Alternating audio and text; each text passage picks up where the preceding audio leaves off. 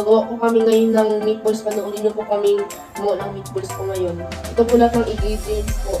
Pati ilalagay ko na po itong karne namin dito. Yun po, unahin na po natin ng carrots. Unahin na po yung carrots. Ngayon po unahin na po natin itong garlic. At pati ito po sibuyas. Ngayon po, ito na po.